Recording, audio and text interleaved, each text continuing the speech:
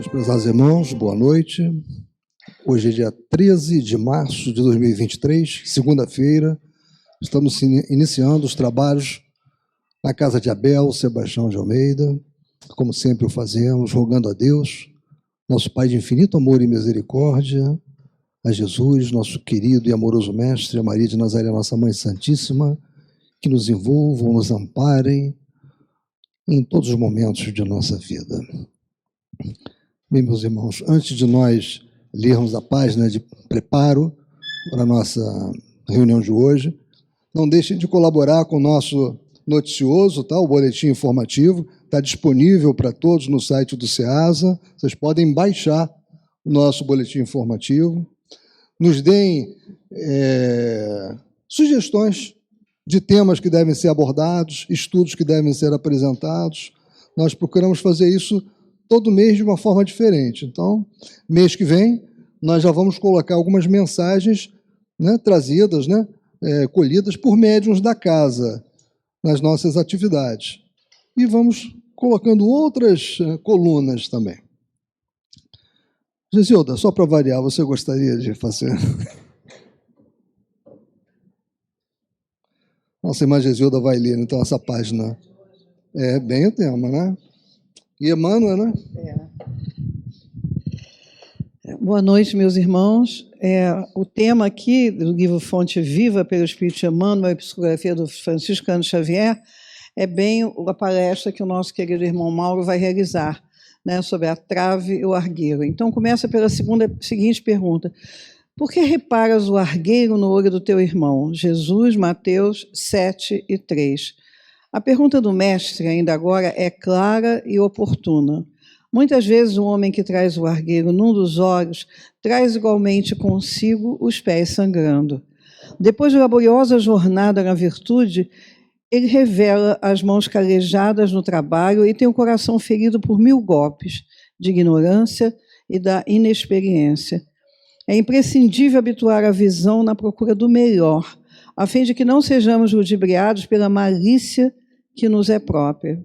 Comumente, pelo veso, hábito reprovável de buscar bagatelas, perdemos o ensejo das grandes realizações.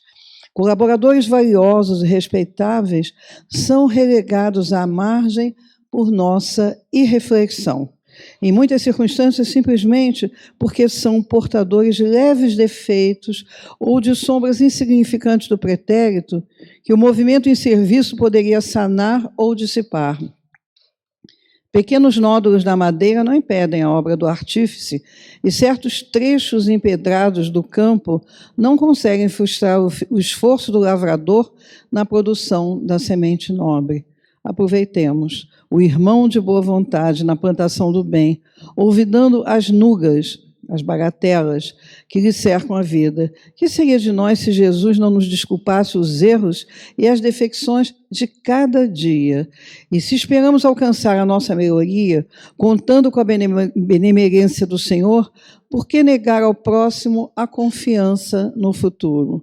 Consagremos-nos à tarefa que o Senhor nos reservou na edificação do bem e da luz, e estejamos convictos de que, assim agindo, o argueiro que incomoda o olho do vizinho, tanto quanto a trave que nos obscurece o olhar, se desfarão espontaneamente, restituindo-nos a felicidade e o equilíbrio por meio de incessante renovação.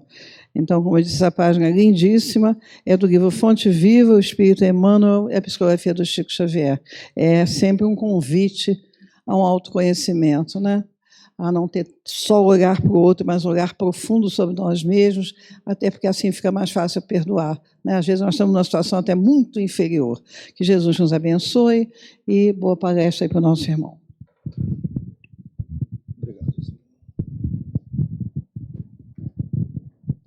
E, meus irmãos, então, o nosso irmão Mauro Oliveira vai dar continuidade ao estudo que sempre fazemos segunda-feira do Evangelho segundo o Espiritismo.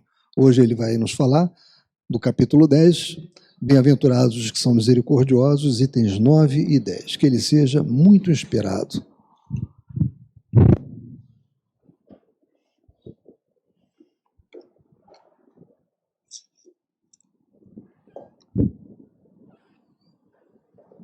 Boa noite, meus irmãos.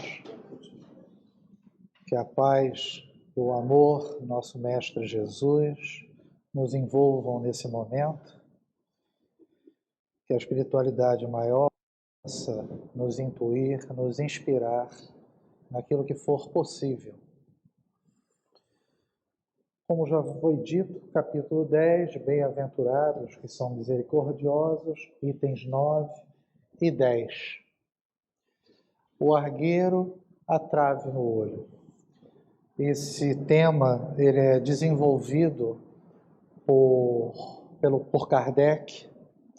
Ele vai demonstrar para todos nós um comportamento não adequado e, principalmente, vai comentar o que dá origem a esse tipo de situação.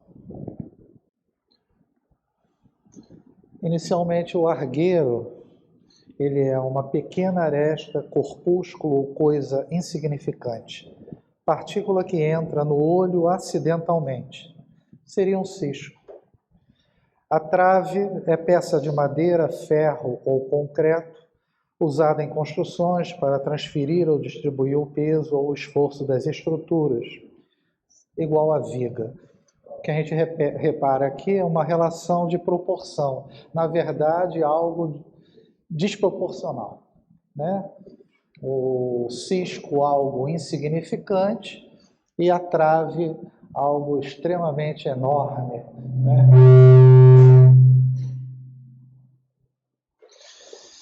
Isso está em Mateus, capítulo 7, esse é o item 3. E nos é dito, como é que vedes um argueiro no olho do vosso irmão, quando não vedes uma trave no vosso olho? Apesar de não ser o tema central da noite, a questão do julgamento, mas quando você observa algo incorreto, algum erro sendo cometido pelo outro, mal ou bem você acaba fazendo uma avaliação daquela situação. Então você acaba tendo um certo julgamento em relação àquilo que está acontecendo. E o problema todo é que é incrível como nós observamos com facilidade os erros dos outros e abafamos o nosso, né? É muito mais fácil, né? Muito mais cômodo para todos nós apontar o dedo para o semelhante e indicar aquilo que está indevido no comportamento dele. E muitas vezes, como é colocado aqui, o nosso comportamento ele é muito pior. O versículo 4 é indagado. Ou como é que dizes ao vosso irmão, deixai-me tirar um argueiro do teu olho, vós que tendes no vosso uma trave. É incoerente, né, você imaginar fazer algo de correção, né, em alguém que tem um erro, digamos assim, pequenino, e o seu é muito maior. Na verdade, deveria ser o contrário, né, em termos de proporção. Ele que tem um erro pequeno, teria melhores condições de nos alertar e talvez despertar a nossa própria situação imperfeita, né? E o item 5, Hipócritas, tirai primeiro a trave do vosso olho, e depois então vede como podereis tirar o argueiro do olho do vosso irmão. É necessário que a gente primeiro se corrija para que você possa ter condições de auxiliar o outro, né? Jesus nos incentiva aqui, com palavras, né, duras, no sentido, né, de hipócritas, mas incentiva a indulgência, né? A gente observar a necessidade, né, que é uma caridade, de perdoar e entender o porquê do outro realiza algo que é insignificante e nós fechamos os olhos para os nossos. Quando eu falei de julgamento, esse capítulo inicia com aquela ideia, né? Não julgues para não seres julgados, né? A mesma medida que você julgar, você vai receber esse julgamento. Isso é motivo de estudo da próxima segunda-feira. Então vai ser mais aprofundado essa ideia do julgamento. E Kardec começa o seu desenvolvimento dizendo: uma das insensatezes da humanidade consiste em vermos o mal de outro antes de vermos o mal que está em nós. Né? Insensatez, falta de juízo, né? Um comportamento muito comum em todos nós quando se trata do outro. Né? Eu trouxe aqui uma mensagem de autor desconhecido, provavelmente muito conhecida na internet, mas cabe para o nosso tema, que são as estações. Nos é dito: um homem tinha 4 filhos. Ele queria que seus filhos aprendessem a não julgar as coisas de modo apressado. Por isso, ele mandou cada um em uma viagem para observar uma parreira que estava plantada em um distante local.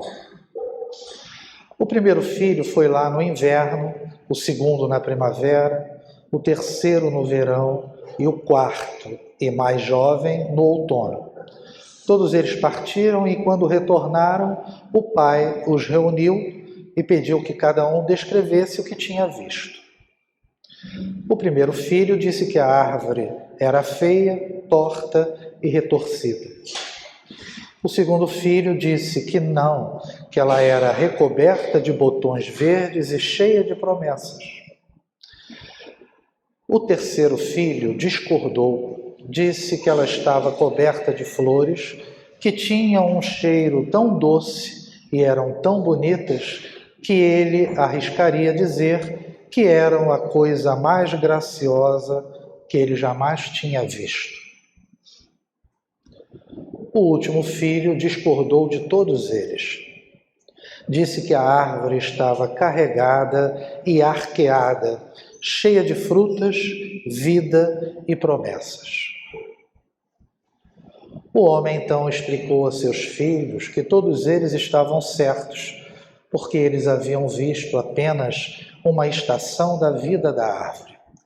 Ele falou que não se pode julgar uma árvore ou uma pessoa por apenas uma estação, e que a essência de quem eles são e o prazer, a alegria e o amor que vem daquela vida podem apenas ser medidos ao final, quando todas as estações estão completas.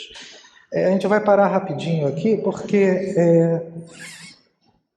a gente esquece quando observa o erro do outro, e por isso a importância da indulgência, do perdão, a possibilidade de mudança de comportamento, que no final das contas é o que todos nós buscamos, né? Porque imperfeitos e erros todos nós cometemos.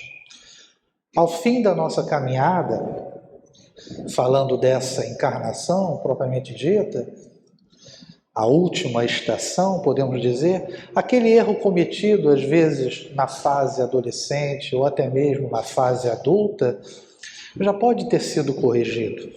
E em muitas ocasiões, como os filhos demonstraram, a visão que nós temos de um erro, ela pode ter uma avaliação equivocada. É fácil você julgar o que alguém comete de equívoco e você não sabe muitas vezes o que está por trás daquele tipo de comportamento. Nem sempre justificável, dependendo do erro, mas como nós estamos falando daquele erro insignificante, né, como foi colocado ali no Fonte Viva, às vezes se perde-se uma oportunidade de dar um incentivo e um amparo àquele que cometeu aquele erro.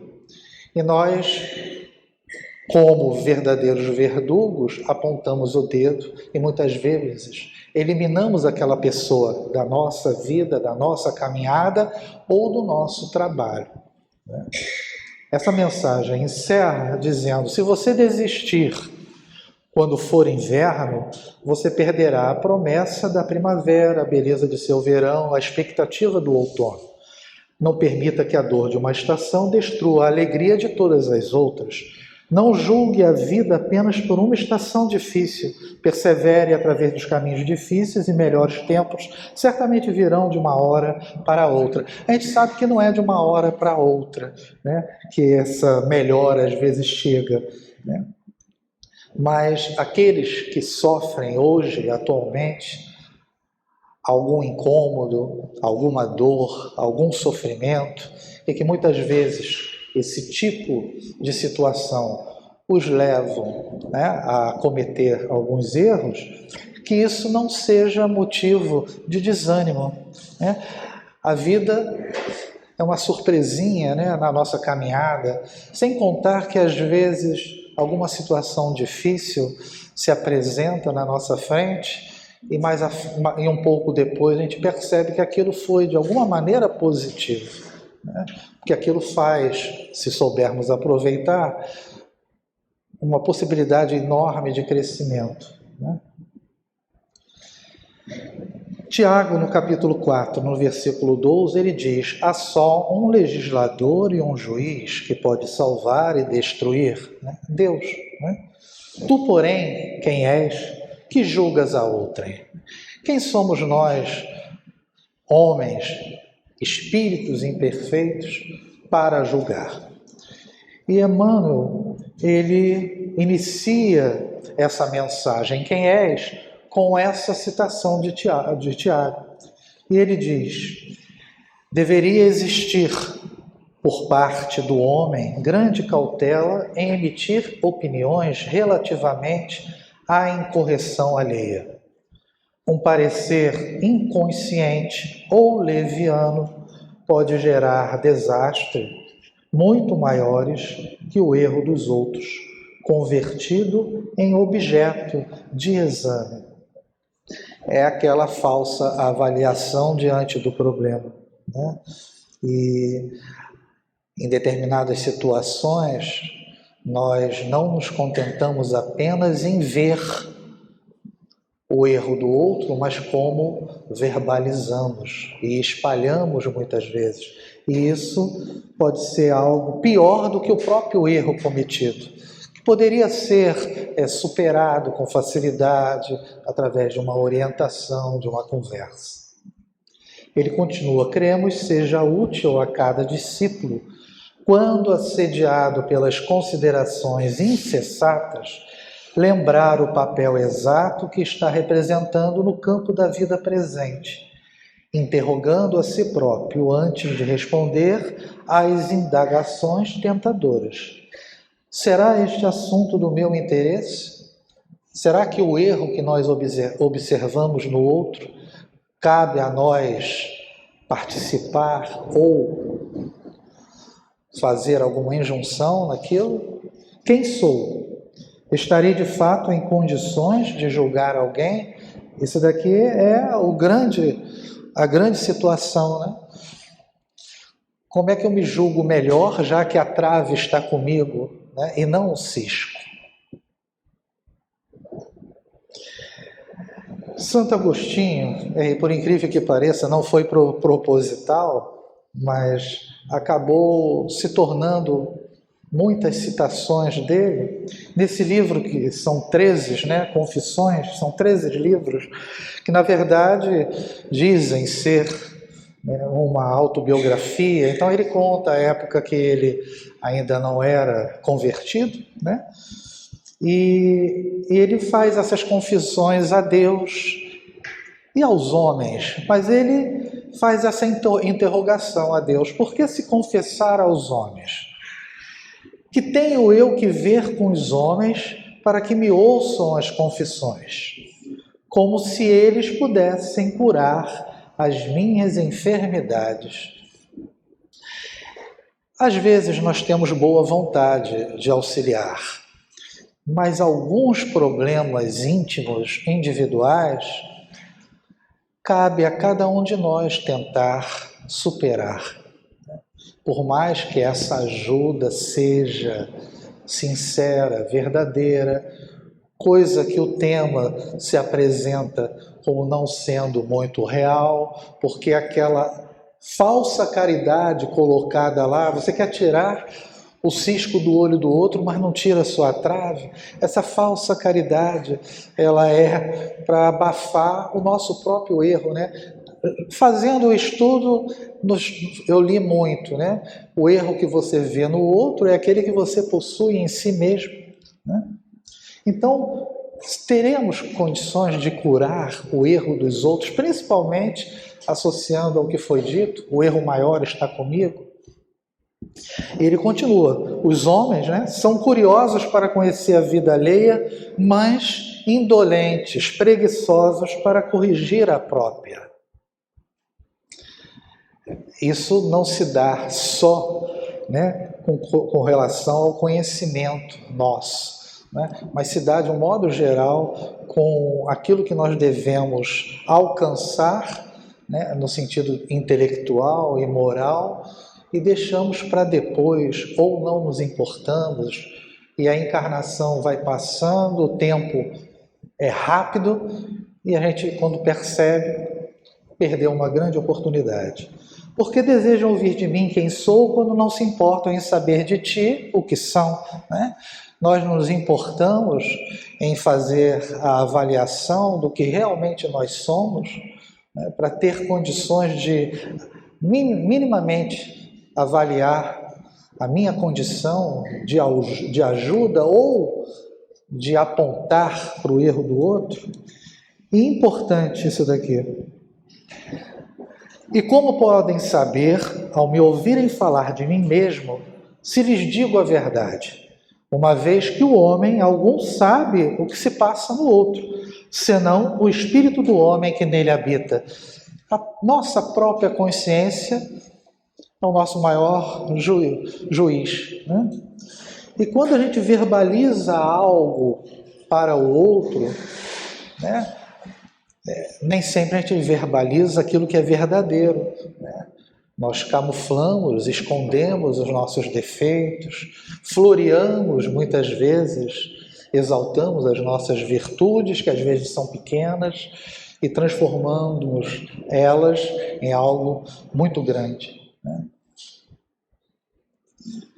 Para julgar-se a si mesmo, fora preciso que o homem pudesse ver seu interior num espelho, pudesse, de certo modo, transportar-se para fora de si próprio, considerar-se como outra pessoa e perguntar: que pensaria eu se visse alguém fazer o que faço? Isso é uma análise importante, né? Porque as pessoas só veem o nosso exterior, aquilo que nós nos apresentamos na casa espírita, socialmente falando, né? Mas o que eu faço, que a minha consciência delata, né? De maneira automática, percebemos que aquilo não é correto. Se vissem aquilo, o que pensariam de mim, né? De nós? Nosso verdadeiro eu, quem somos? O espelho é o nosso interior. Nos apresentamos, já botei essa figura antes, do gato. Nos apresentamos como gatinhos e somos verdadeiros leões. No trabalho, no lar, em outros locais, nós somos os gatos. A figura do Senhor é interessante porque ela pode ter dois pontos de vista, né? O Senhor se sente um jovem intimamente, né? Alegre, né? Vigoroso ainda, talvez não fisicamente, mas também pode ser uma não aceitação da sua condição atual de idoso.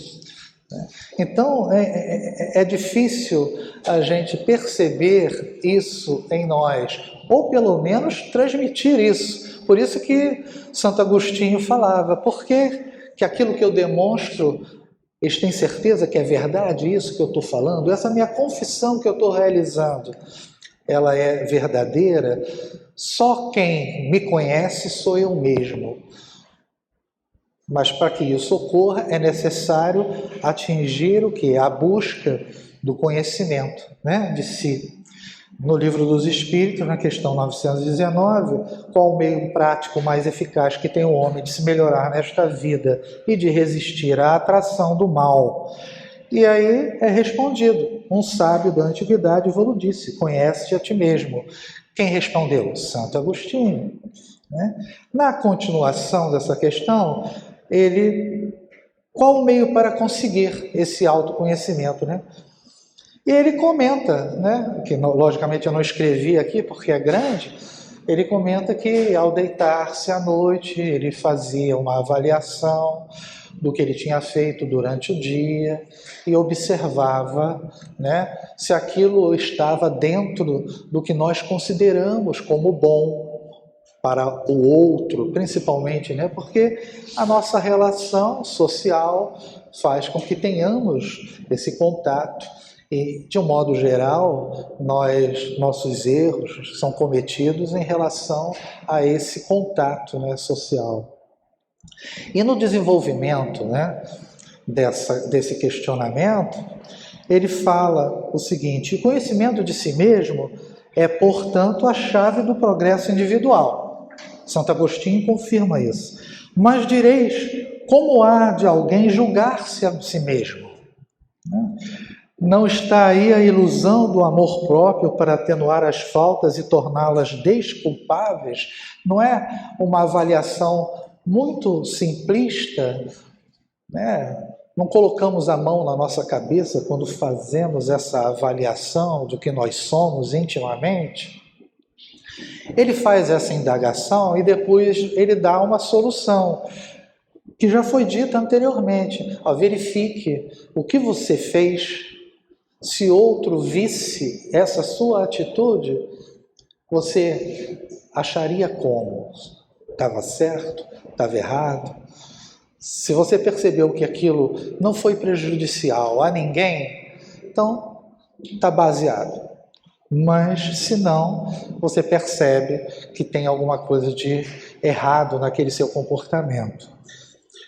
Esse tipo de situação aqui, a ilusão do amor próprio, é quando Kardec começa, dentro do tema, a falar do que dá origem a esse comportamento de apontar o erro do outro com muita facilidade e escondendo o nosso. Incontestavelmente, é o orgulho que induz o homem a dissimular para si mesmo seus defeitos, tanto morais quanto físicos, né? Aquela imagem do senhor e do gatinho representa um pouco isso, né? O gatinho no sentido de feroz e se apresentando manso, e o senhor, fisicamente falando, né, aproveitando o que foi colocado aqui, ele se acha jovem intimamente, mas fisicamente ali no real é outro, e talvez não haja essa aceitação. Então o orgulho é o grande vilão dessa história. Nós fizemos o tema sobre o orgulho na ocasião, alguns meses atrás, e o orgulho é a atitude arrogante que faz com que a pessoa sinta-se melhor ou mais importante que a outra, né? É a chamada soberba. E o orgulho, lendo direto sobre o tema, é considerado um vício extremamente prejudicial a todos nós.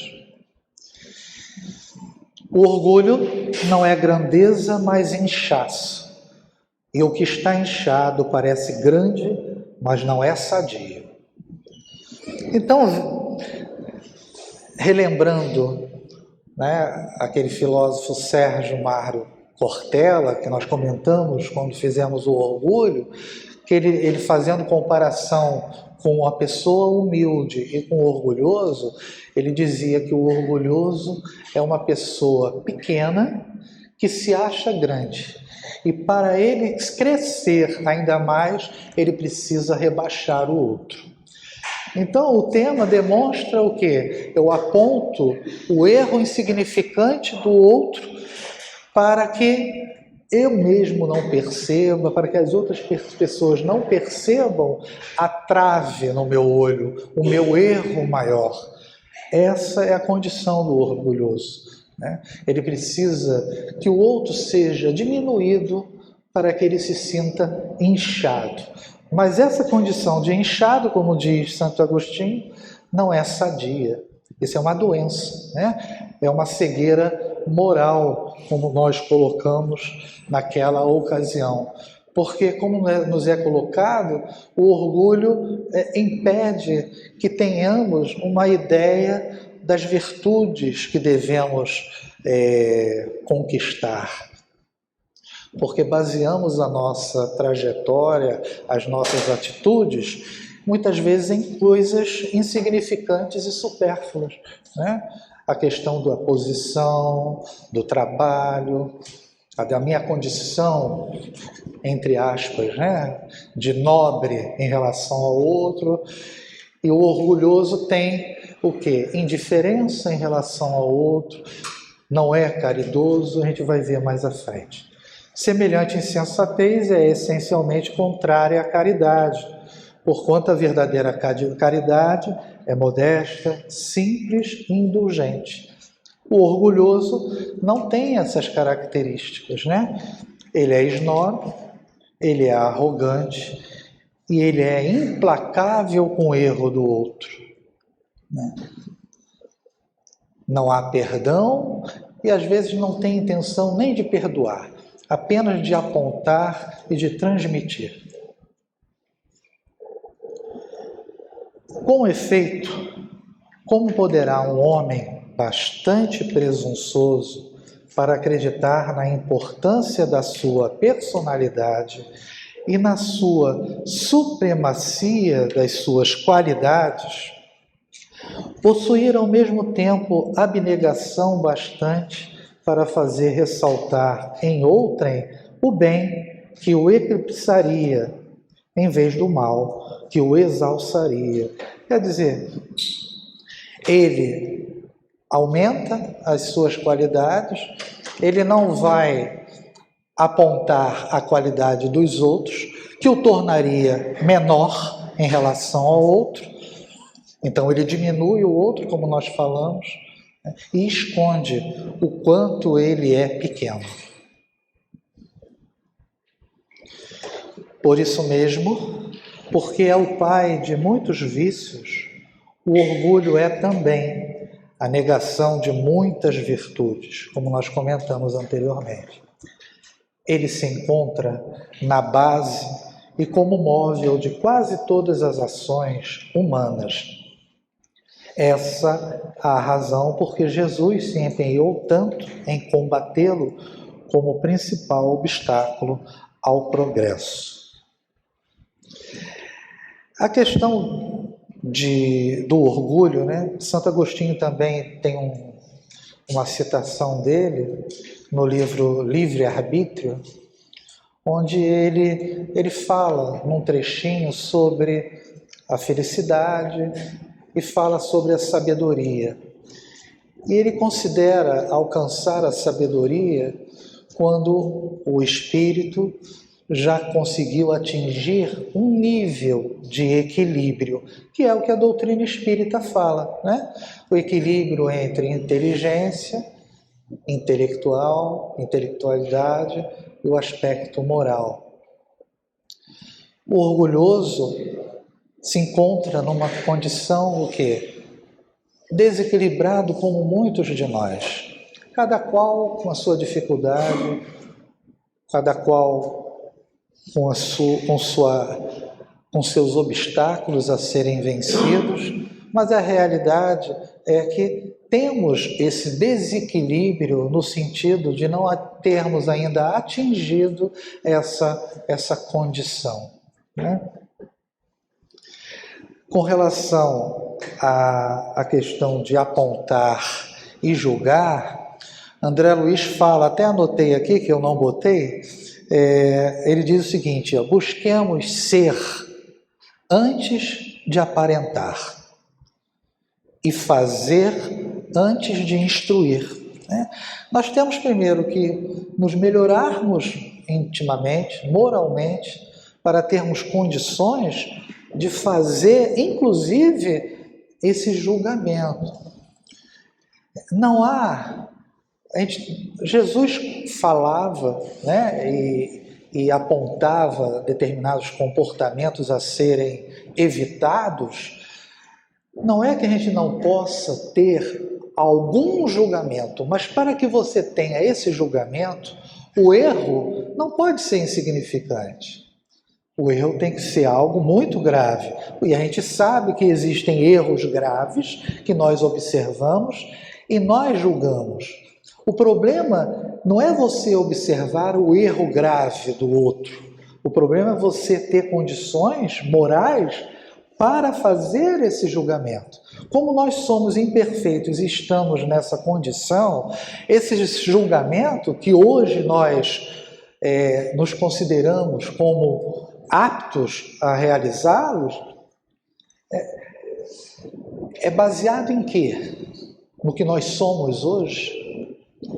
O nosso passado, tudo bem, melhoramos talvez, mas não nos exime dos erros ainda. Quantas coisas ainda nós temos que superar e sanar, né? E que, de certa forma, nos impedem de sermos esse juiz correto, justo. Por isso que Tiago fala, né, que Deus é o único em condições de fazer esse tipo de julgamento. Mas a gente tem que ter um certo cuidado. A gente vai ver uma mensagem agora, pequena, mas ela é muito profunda. Falar do pecado dos outros não torna você um santo, apenas um pecador fofoqueiro. É aquilo que eu comentei. Algumas pessoas, elas não basta apenas apontar, começa a espalhar. Aquilo se torna uma verdade, mas a sua avaliação talvez não tenha sido a correta. Até mesmo em relação àquilo que nós comentamos, das fases, das estações, o erro cometido aqui pode ser superado na mesma encarnação depois. A pessoa percebeu o erro, modificou-se. Isso é o que todos nós buscamos. E esse erro vai ficar marcado direto, o tempo todo na vida da pessoa. Às vezes uma fofoca, algo leviano colocado, espalhado, provoca essa imagem, fica como se fosse um carimbo. E a pessoa já superou aquilo. Um erro, às vezes, insignificante. Né? E por ser algo insignificante, é que nós vamos encerrar com uma mensagem que fala sobre coisas pequenas. E quando falamos de coisas pequenas, trata-se desses erros, do cisco, do olho do outro. Mas também fala da gente não desprezar as coisas pequenas que já conquistamos. Não adianta nós desejarmos alcançar voos muito altos, superar coisas, muitas, de uma vez só. Não à toa, reencarnamos várias vezes e às vezes não aproveitamos.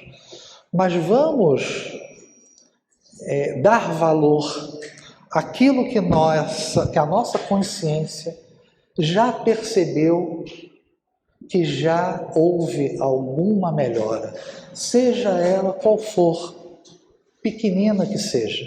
Então a mensagem fala sobre isso, em relação a nós mesmos, em relação também ao que a gente pode fazer ou de perceber de pequeno no outro para melhorar a vida do outro. Coisas pequenas. Não subestimes o valor das pequenas coisas. Coloca-te no lugar de quem caminha a sós pelo deserto e reconhecerás a importância de simples gota d'água. Imagina-te na posição daquele que é castigado pela fome e constatarás a importância de singela migalha de pão. Põe-te na situação de quem sofre com fortes dores e aprenderás a importância de simples analgésico. Assim também no campo moral.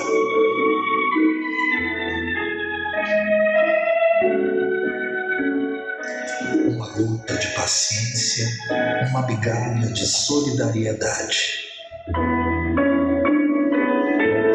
Um ato de compreensão e simpatia muitas vezes representarão a diferença entre a luz e a sombra.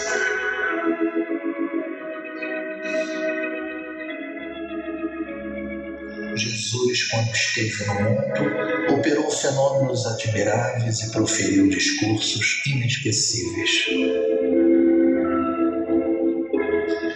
Entretanto, recorreu ao exemplo de simples grão de mostarda para ensinar que nenhuma virtude, por menor que pareça, deve ser desprezada. Pelo espírito de Sheila, do livro A Mensagem do Dia, volume 2, psicografia de Clayton Levy. Bem, meus irmãos, eu agradeço a paciência de todos, que desculpe a brincadeira, que sejamos menos juízes dos outros, que não sejamos aqueles que espalhem esse erro e que possamos seguir a nossa trajetória reconhecendo as nossas traves. Muita paz a todos.